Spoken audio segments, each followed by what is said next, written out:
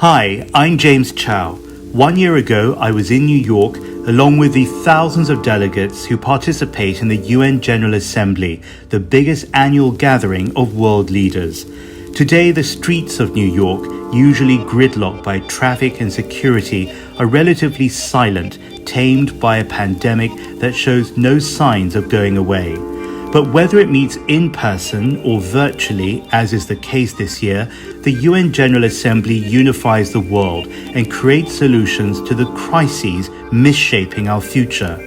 At the opening of the 2020 session, China promised to peak its carbon emissions by 2030 and achieve carbon neutrality, which means zero carbon emissions, by 2060. That would have a huge impact on the planet. So here's a reminder of our story from the UN General Assembly in 2019 and what the world looked like just 12 months ago.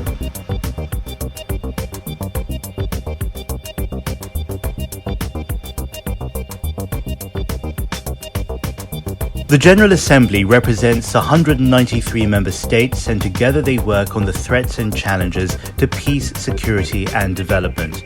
The Nikkei says China has overtaken Japan to become the UN's second biggest contributor, now giving 12% of the total budget.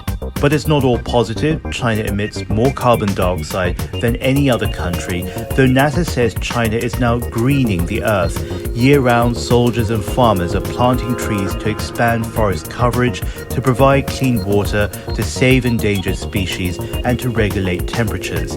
This General Assembly also places a focus on universal health coverage or access to quality and affordable health care. China must deliver on its national needs for its 1.4 billion people, but it has a global responsibility as well.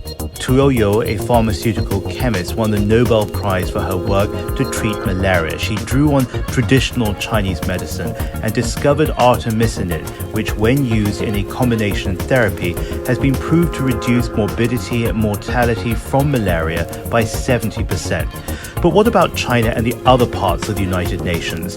According to the Washington-based Center for Strategic and International Studies, China is now the biggest contributor of peacekeeping forces and the second biggest contributor to this budget. It's also a permanent member of the Security Council, the most exclusive international club. The 5 countries have the power to block or support the resolutions that define history. The UN says China has used its veto privileges less than any other country, although some of these have involved controversial issues, including Syria, Iran, and Venezuela. But what is key to our shared future, I think, is multilateralism as a way, if not the only way, to ensure that inclusive decisions are made by everyone, for everyone. I'm James Chau in New York for the China Current. I am James Chau. You're watching the China Current. Follow us on social media at the China Current.